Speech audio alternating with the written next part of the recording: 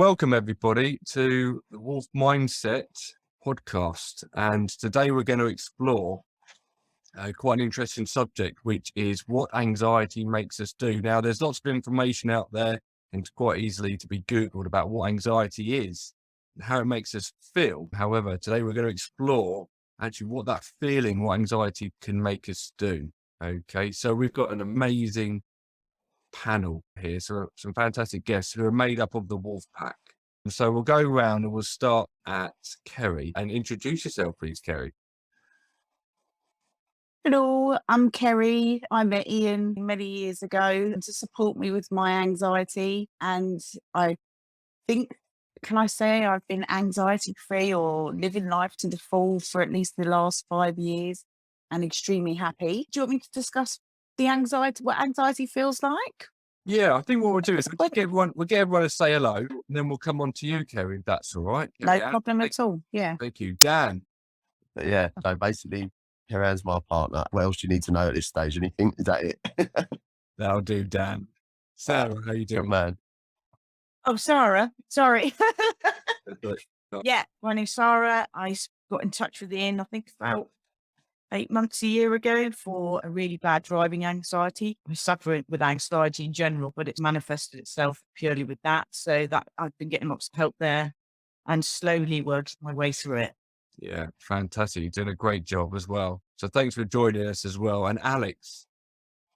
Yes, my name's Alex, and I met Ian, it's about 4 years ago now. So let's go around. Let's put this question out there then.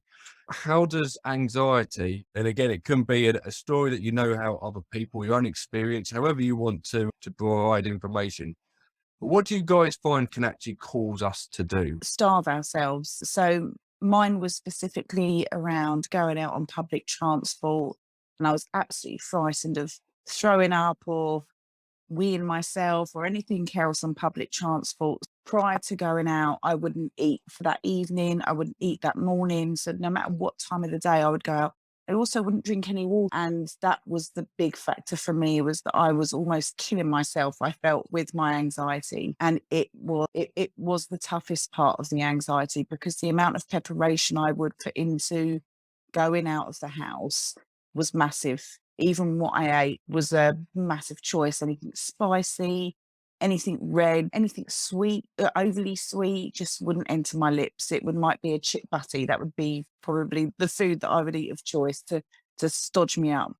Wow. So you had to prepare what you ate before going out. And then was that going out anywhere or was it Anywhere. Anywhere? Anywhere. If I was in the car, Mm. I would potentially have tea and toast in the morning. But if I was using public transport, it was definitely a 24-hour period of not eating or eating specific types of food. Yeah. So what did it feel like? So when that feeling came on, obviously it was to avoid certain foods, or if not majority of foods. When that feeling came on, what did it make you feel was going to happen? What if I got anxiety? Yeah. And hence why you've not eaten. That I would lose control of my bowels or my stomach. Yeah. Okay. And it's obviously that's quite a terrifying thing, isn't it? So you decide, Absolutely. yeah. So think if I don't eat anything, then I'm going to anything, then I'm covered. There's nothing there to come out and so forth. And I think the nervous part of it is that we're so used to social media and people getting their cameras out of certain things. And I didn't want to be that person who embarrassed themselves on public transport. It was the biggest fear that not only would it happen, but it would be caught and watched by millions of people. And that frightened the life out of me. Yeah, and that's a big point actually you've just touched on, Kerry, and I think that's an amazing skill that anxiety sufferers can have, and that is the ability to create these amazing pictures. So it was to think, the anxiety come along, and obviously it was to think of a worst case scenario, Oh, yeah. which was obviously releasing your bowels, but then adding to that the thought that somebody else may capture that and then put it on the internet, which is a typical anxiety thing, isn't it? To catastrophize as worst case. Oh, yeah. Yeah.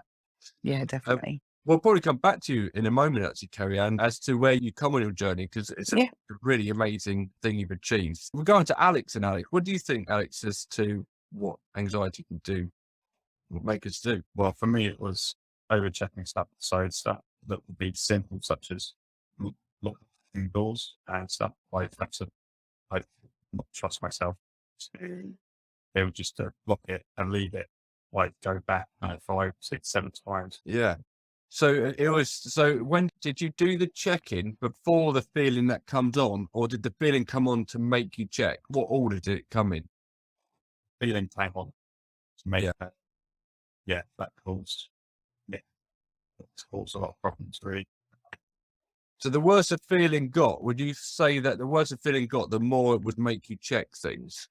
Yeah, it definitely took control of me. I wasn't really controlling it; it was controlling me in that sense. If you, after you checked it to the point that you think you checked it enough, did that stop the anxiety? Did it lower it, or was the feeling still there? It depended on what it was. Sometimes it would lower it. Sometimes I just have to pause myself to get on with what I'm supposed to be doing. Yeah. So checking things, checking doors, checking locks, making sure that things are, make sure everything that you're supposed to do or things that you need to check are all done and locked. Does that include front doors as well, things like that when you leave the house? Front doors, car doors, just anything that sort. Yeah. Yeah. How did all that make you feel overall? Was it quite exhausting that? Yeah, it took a lot out of me. I ended up stopping going to the gym for ages. And other things that I used to enjoy doing, I lost enjoyment out of it because I was just too tired. I just felt too exhausted to do. Yeah. Yeah, it took a lot out. It's struggling to cope at times. Yeah. I appreciate you sharing, Alice. There will be other people out there hearing this who are gonna feel that they're going through the same thing. So people listening to this won't think that they're on their own with this kind of journey that they're on. So it's a big thing to talk about. So thank you, Alex. So Sarah, how do you think that the feeling of anxiety, what can it make people do? For me personally, it's made me quite physically ill, and then avoidance became a big way of dealing with everything, and still is to a degree. Specifically with the driving, I tried to push through it and wasn't really getting anywhere. It was getting worse and worse, and then got to a point where there's only certain places I could drive, so I would avoid it or get somebody else to drive or make an excuse or just not do anything. And then it starts to affect your social life as well, because you can't actually go and do the things that you want to do. But yeah, the physical side is what really got to me, how physically ill it made me feel, my stomach and my head and everything. Yeah, really drained me. Yeah. Yeah. So you find that it can actually stop you from going out to places that you want to go to? Yeah, purely because I can't get there, say, if you know what I mean. Especially where I live, and I live in the village. We don't have a train or buses or anything, so we're reliant on cars. Although I can drive to certain places I feel comfortable with, going out of that, just the fear of crashing or passing out, it was just too scary to get in a car and drive anywhere I didn't feel comfortable with. Yeah. And so you say crashing and passing out. Was it something that you would picture before going towards the car to get into it? That's something that, I would picture it the day before, to be honest with you, sometimes days before. I knew I had to make a journey because I was already dreading it. Having had a couple of panic attacks while I'm driving, it's a really scary thing when you're in charge of the car, because you're worried about everybody else's safety, not just your own. yeah.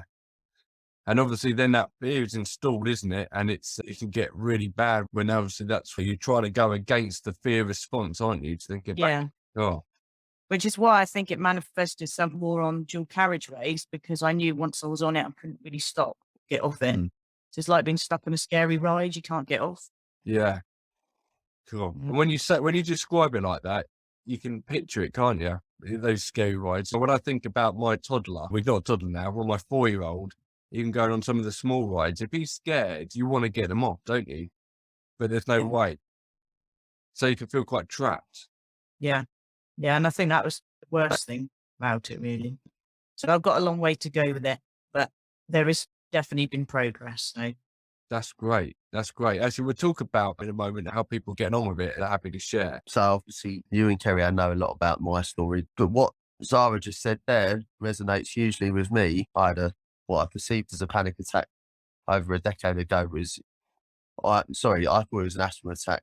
Looking back, it was clearly a panic attack. I then started so what I started to do in response to that was to take these measures of carrying more than just the inhaler for asthma. I then carried what's known as a spacer, which is a little thing you put the inhaler into, and I then carried a nebulizer, and then I carried a plug that I could plug the nebulizer into the car. So the bag that I carried was getting bigger and bigger to the point that it was like well over 10 kilos, this bag that I carried for the best part of more than 5 years, I think. Anyway, so mine was exactly the same with regards to traveling.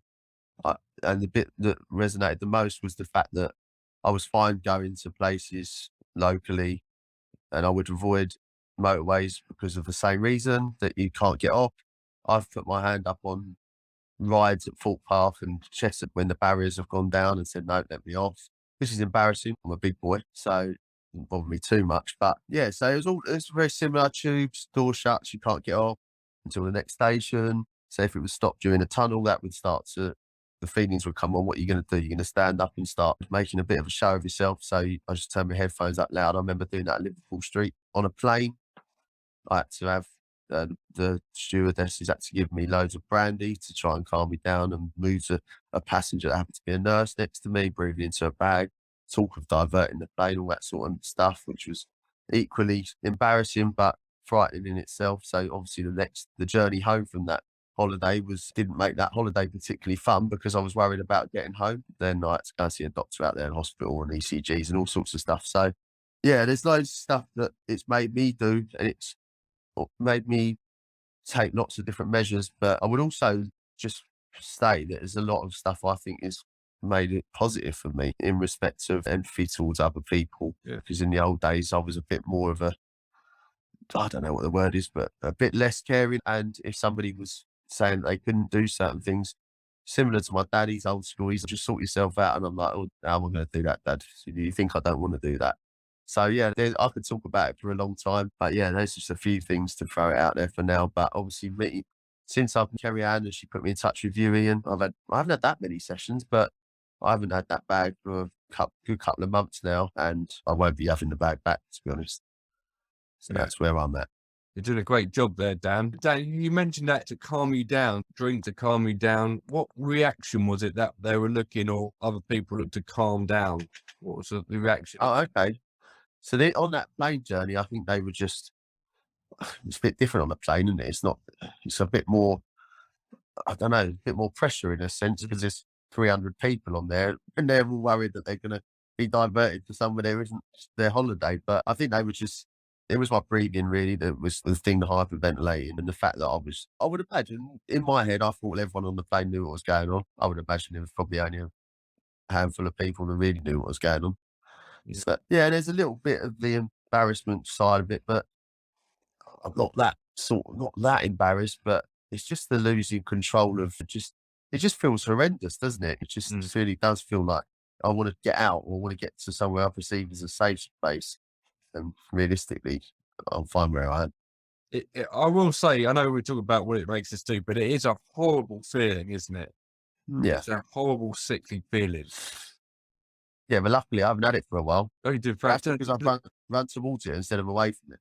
Yeah, so let's go round actually on that point then, Dan. If you're happy to discuss where you're at in your journey, or if you've got anything that you would tell somebody else who's been in your situation that you think can sometimes help in something similar that you guys have gone through. Carrie Ann, have you got some tips that you think, or where you are at your journey, and anything that you would tell someone else? Yeah, gosh, this is a bit of a hard one, because I feel like I've forgotten some of the techniques because I don't use them as much anymore, which is really good for me. But I think one of the things I learned from you was to do the opposite of what your body's telling you. So once I started going on public transport, I wouldn't take water. And I used to slump down as low as I could go and hide myself as far into my chair on the train as I possibly could. And I'd find the single chairs so no one could sit next to me, and it was right by the door and it was right by the toilet. So just doing the smallest steps of sitting in a double chair in that same carriage, but just sitting in a double chair so someone can sit next to me, drinking water, sitting up straight. When I started feeling that anxiety, I'd shorten my breath. So started to inhale more and do slow, deep breaths. And I stopped being worried about getting up. So if I knew we was coming to a station, I'd get up and I'd stand by the door, get that fresh air, and then I'd go and sit back down and I'll stand up or whatever. I just stopped being frightened of doing what I wanted to do as opposed to what my body was telling me to do. Yeah. Yeah, it's that allowing the fear response is activated, and it's allowing that part of the brain which is searching for the danger to go through what it previously thinks is scared, to then go, if you're going into this position, which I've been telling you not to, and yet there's no harm to me, are you saying that we can relax? And each time we do it, it relaxes. It's like as soon as we see a lion, automatically we're going to be scared. But if a lion tamer comes up to you, and after 3 weeks of stroking the lion, eventually your fear reaction will become a lot less.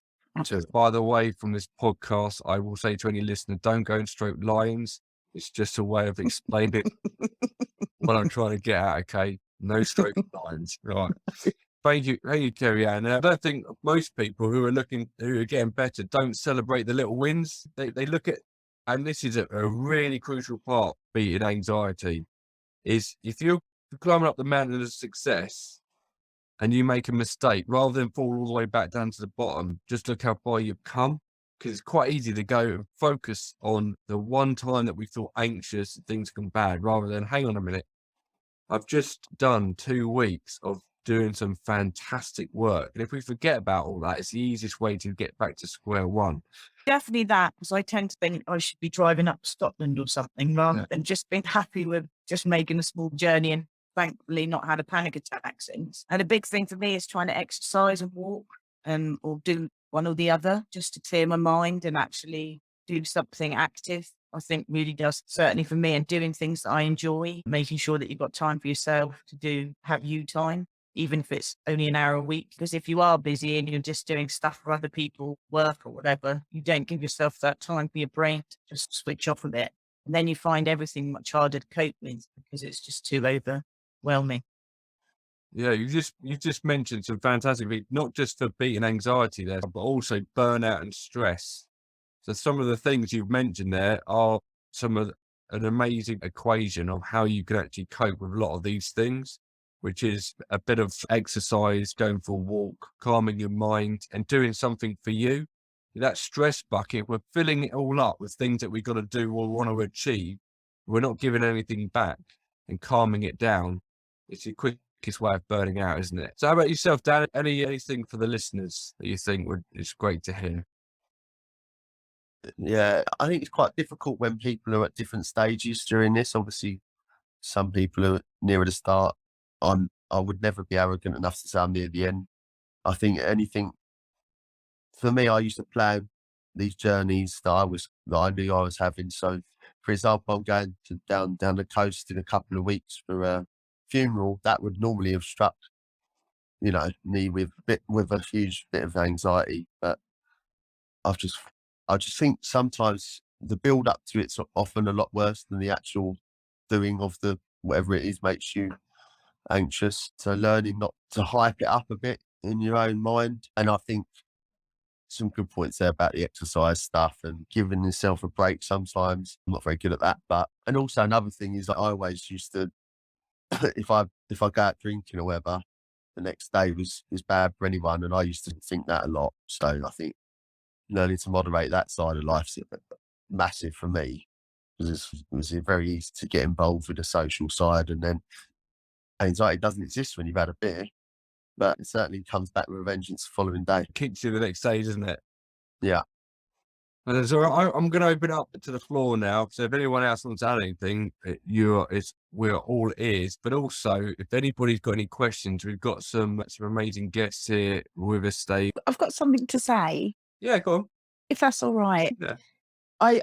I'm going out this Friday to Kingston, and I think when somebody asks me to do something, I have that initial dread, and then I have to ignore it. Just go, yeah, no, it's perfect. We're going out. And I think for a lot of years afterwards, so I worked with you, Ian, and I had I had to imagine my anxiety. It was a colour, it was a material, whether it was solid, it was soft, and it came out of my body in many different ways. And one of the ways that really helped me was trying to work out using colours and the type of material that my anxiety was allowed me to work out actually how I was feeling, whether it was nerves, excitement, whether it was real anxiety or whether I was mistaking a lot of my feelings for anxiety, because I think that was the trouble. I couldn't decipher what was excitement and what was anxiety anymore because I just put it all into one. And I think it's normal to have those fears. It's normal to have anxiety and it's normal to feel excited. But just to go, actually, at what level am I this? At what level am I really that? And really asking yourself, how do you really feel? And not being frightened to work on those pieces and finding out how you really feel. Because I think when you've had anxiety for so long, it gets a bit muddled. Yeah, what a fantastic point. Fantastic point. We've only got a certain amount of chemicals in our body. So therefore, we use the same chemicals for excitement as we do in anxiety. But it's just how we frame it in our minds and what we say to ourselves. Because we've only got a certain amount of chemicals to use to make us feel like pumped and ready. And there's obviously you're going to feel pumped and ready. And the best time for you to know about that is when you are about to do something like a bungee jump and you are looking down a long way. Your heart is racing. And, you know, is it anxiety? Is it excitement? Well, the best thing to do if you want to jump is call it excitement. Ugh. Anything else from anyone would like to add anything or any questions for our fantastic panel today? I just want to say, What's your thoughts, Steve? I see Steve's here with us today. Steve's a fantastic friend, but also a coach as well. What's your thoughts on what we've talked about today, Steve? Yeah, no, it's really positive and really encouraging to hear how many people how far they've come along on their journeys and stuff. And the tips that have been shared is fantastic. I think that is a key point. The small steps are big wins. They really are. Something I do personally, I haven't done for many years. When you talk about the mountain and climbing it, when I was studying, and I was in my 30s then and hadn't studied for years. And I would actually, when you think back, I was pretty quite anxious about it. It was only a year-long course, but it was really intense. I printed a picture of a mountain and there was 4 exams and I put 4 stages up to the top. And once I passed the first one, I got the pass, I ticked it off. And I was saying to myself, I can climb this mountain until I do it. And then I did. I don't remember ever saying it was anxiety, but when I think back now, it's those small steps and those stages. So whether you have 100 steps on your mountain or whatever you use to take on your journey of combating anxiety, it doesn't matter how many steps. Those small steps are all big wins, and you should need to celebrate that. So I think that's been really great advice. Yeah.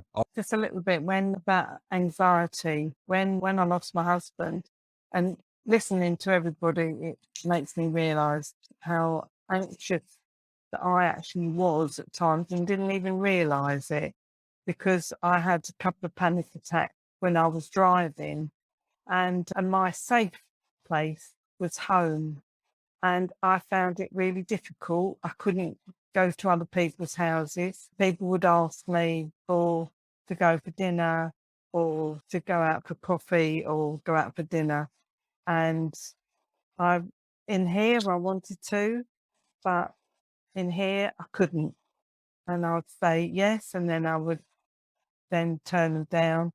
And even going to the shops, I'd go to the shops, but it was like a bolt hole, and it was having to get back home really quickly. And that took years actually for me to start very small steps, going out for coffee, coming home, going out to the shops, coming home. And I was really pleased because a couple of weeks ago, my neighbour asked me to go for dinner to her bowls club, and I went and I really enjoyed it. And that was probably the first time I've been out in the evening, apart from seeing my daughter or my children.